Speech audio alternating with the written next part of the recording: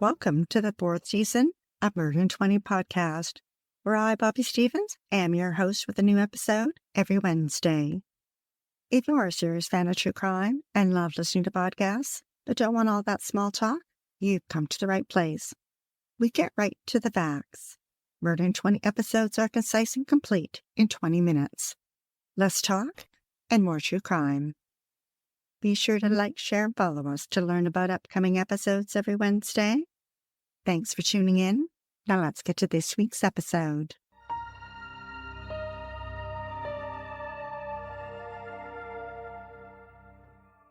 Located in the northwest corner in the state of Texas, and just an hour's drive from Dallas, is a small town of Farmersville. And one of its notable residents was Tex Watson, a member of the Manson family who participated in the murder of Sharon Tate and her unborn child. To date, Tex has served 52 years of a life sentence and has been denied parole 18 times. Over the last century, the population of Farmersville hasn't grown much and hovers just over 3,000. It's a place where everyone knows everyone, and people don't bother to lock their doors. Growing up in Farmersville, Moises Mendoza lived with his parents and 4 siblings. Although his family was loving and supportive, it couldn't quell the demons in Moises' mind. He couldn't control his anger, and over time, his violence escalated. In high school, he was disrespectful to his teachers and attacked his mother and his sister. Court records revealed that at a party, he dropped a pill into a girl's drink, and when he was confronted by another male, Moises' anger flashed, and he pulled a knife and threatened to stab him. At another party, Moises sexually assaulted a 14-year-old girl. Another time, when a girl asked him for a cigarette, he answered by choking her until 2 young males stepped in and stopped him. Police received a disturbance call that Moises was making threats. When they arrived, a machete was found in his vehicle, and he was issued a criminal trespass warning. Moises was on a roll and not about to slow down. He pulled a gun on 2 occupants in a car and tried to force one of them into the trunk, and when that didn't work, he drove away with the other occupant. While out on probation, Moises had an electric monitoring device attached to his ankle. But he cut the monitor off and stopped reporting to his probation officer. Now back out in public, he was working as an air conditioning repairman. Also living in Farmersville was Rachelle O'Neill, who was born and raised in the small town. Her tiny frame was all of 5'2" and 110 pounds. She was a happy person with a big smile, shoulder-length dark hair, and brown eyes. Although she attended the same school as Moises over the years, they never ran in the same circles. In her late teens, she married Andrew Tolleson, and the couple had a baby girl named Avery. Rachelle loved being a mom, and she was good at it. She was growing up fast and realized early on that Andrew wasn't growing at the same pace, and that their marriage wasn't working, and it was time for her to move on. When Avery was only a few months old, Rachelle filed for divorce. On Friday, March 12th in 2004, Rachel had a small party at her house with 15 friends. Moises was out on bail on an aggravated robbery charge, and perhaps Rachelle wasn't aware of it when he attended the party. Although Rachelle and Moises talked during the evening, and he seemed interested in her, she confided to her best friend Megan that she wasn't interested in him in that way. The next night, Megan's boyfriend returned to Rachelle's home to pick up his musical instruments along with another friend and Moises. Rachelle wasn't home. He tried the doors, but they were locked. But then, Moises figured out how to open the back door. On Wednesday night, a group of friends attended an outdoor party but Rachelle was spending time shopping with her mother. Back at her parents' house, she had a headache and headed home. Around 10 p.m., she called her parents to let them know she'd arrived home safely. Andrew was at the party and heavily intoxicated. Later, Moises showed up with an armful of mesquite wood for the bonfire. Forensic Files episode titled Would-Be Killer described how Moises was drinking and in a foul mood. When two women crossed paths with him that night, he threatened to kill them. Moises spotted Andrew at the party and realized that Rachelle was likely home alone with little Avery. Drunk and angry, Moises left the party and headed to Rachelle's. Pulling up in front of the little white house on McKinney Street, with its white weathered siding, 3 narrow windows, and a barren front porch. Rachelle was home alone with her baby girl. Inside, preparations were underway for her upcoming move, and many of her belongings were packed. Moises let himself in through the back door, and once inside, he attacked Rachelle in the bedroom. She was no match for his 5'9", hulking 175-pound frame. There was a violent struggle as she tried to fight him off. The bedside table was shoved and turned. The mattress pushed part way off the box spring. The headboard was snapped in two and leaning over the bed. The comforter and sheets pushed to the foot of the bed. Moises sexually assaulted Rachelle. At some point, he wrapped his hands around her neck and pressed his thumbs into her throat and squeezed hard, really hard, until his hands hurt. Then, unsure if she was still breathing, he used a knife to stab her in the throat. Rachelle died at 20.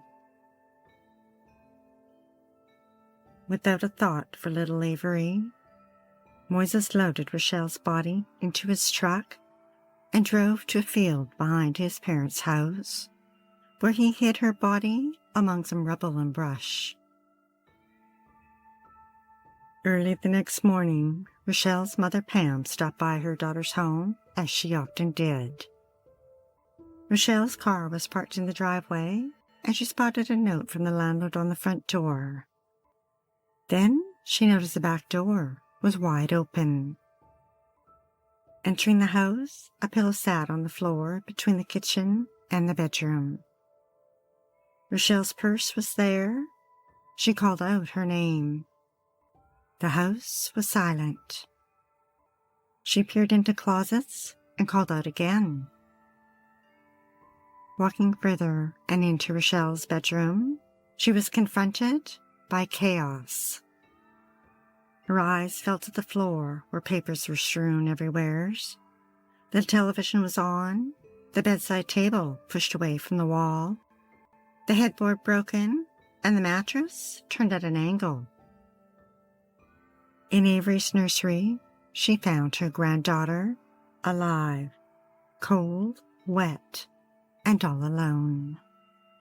Pam scooped her up in her arms and called her husband, who contacted police. Rachelle's house was only 3 blocks from the station, and police were there quickly. Pam told them the house didn't look the way it had the day before when she'd been there, and that Rachelle would have never left Avery alone.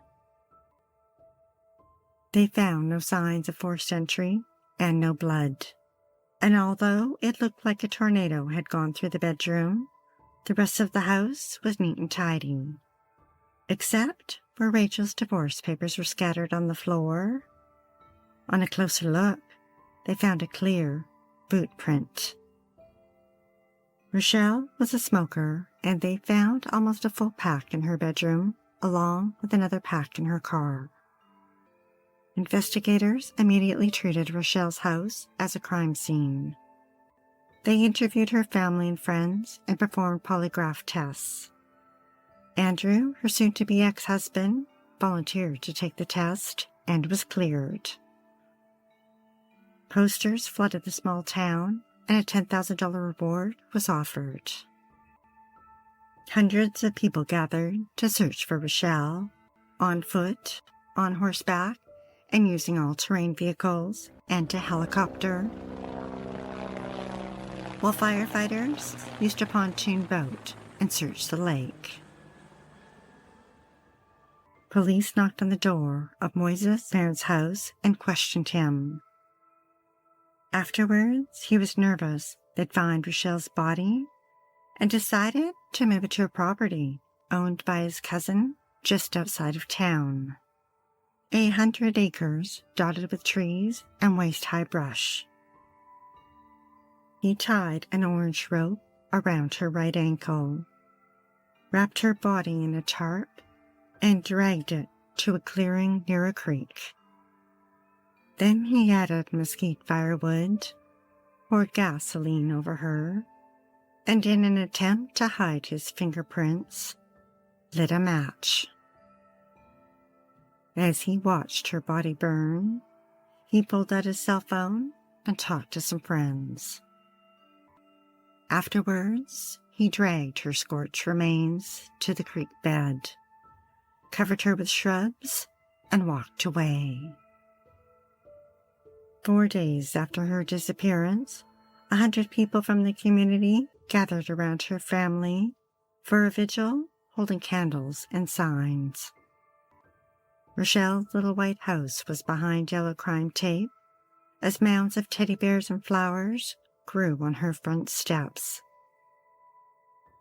On Tuesday, March 23rd, it had been 6 days since Rachelle disappeared, when a man hunting for arrowheads near Brush Creek spotted the charred remains of a body and called police.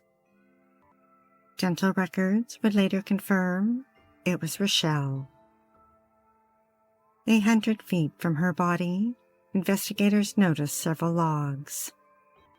Police had learned through their interviews with Rachelle's friends that there had been a bonfire the night she disappeared, and wondered if there was a connection between the bonfire and the logs at the crime scene.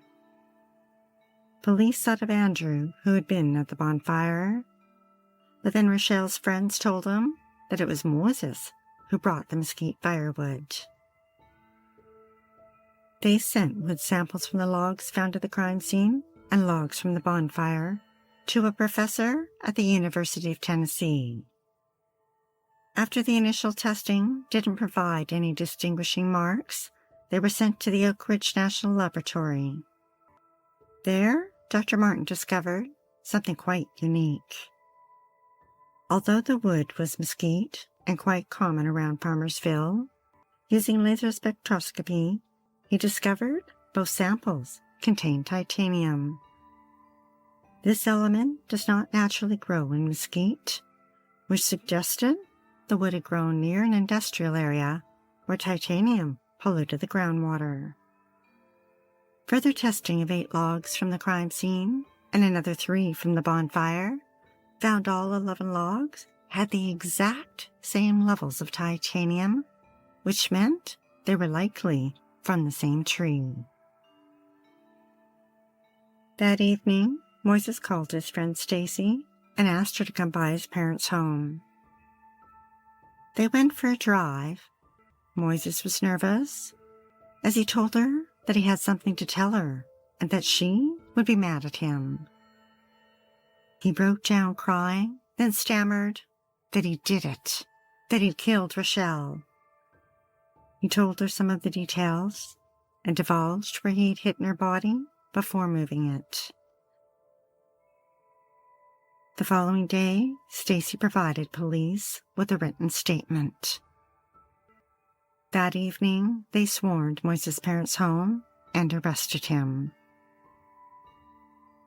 During his police interview, Moises was advised of his rights. He waived them and provided police with a written statement. He claimed that when he drove to Rachelle's house that night, he saw a light on and that he'd backed his truck into her driveway, then let himself in the back door without knocking. He said that Rachelle left Avery alone to go with him to get a pack of cigarettes, and that once in his truck, he doesn't know why, but he choked her. He said she passed out. He drove to a field behind his parents' house, and that relations between them were consensual. Afterwards, he choked her again. Then, to make sure she was dead, he poked her throat with a knife. Police knew the evidence didn't match Moises' story. He was held in jail on a $500,000 bond. Rachelle's autopsy revealed numerous bruises on her legs, shoulders, and head. The knife wound to her neck had been done with so much force it reached all the way to her spine. It was determined her death was consistent with strangulation. DNA retrieved from Rachelle's body was matched to Moises. At his house, investigators discovered a pair of his boots that were covered in soot and smelled like gasoline. Forensic analysis determined that the tread was an exact match to the print left on Rachelle's divorce papers. They also found a pair of Moises' jeans covered in soot, and underneath the soot were blood stains. DNA from that blood was matched to Rachelle. Moises was indicted on charges of first-degree murder while attempting burglary, aggravated sexual assault, and kidnapping. He pled not guilty. While waiting in the county jail for his trial to start, Moises failed to take his medication and managed to maneuver his way through the security doors and attacked another inmate. During his trial in June 2005, the prosecution presented rap lyrics that Moises had written while waiting in jail. A few lines in part read, "I lay in bed, tossing and turning, fighting my conscience. I'll chew you up and spit you out and have you asking for death. Plain simple, I lose my temper. It's the end of your time. I'm having memories of nightmares, 'cause there were plenty of them." It took the jury only 4 hours to find Moises guilty of capital murder and sentenced him to death. He received an automatic appeal. It was denied. As of this writing, he resides on death row in Texas.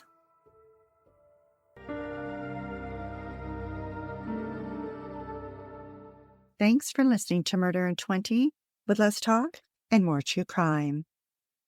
If you're dying to hear more, past episodes of Murder in 20 are available for free at murderin20.com and on all major podcast platforms. We love what we do and are dying to continue.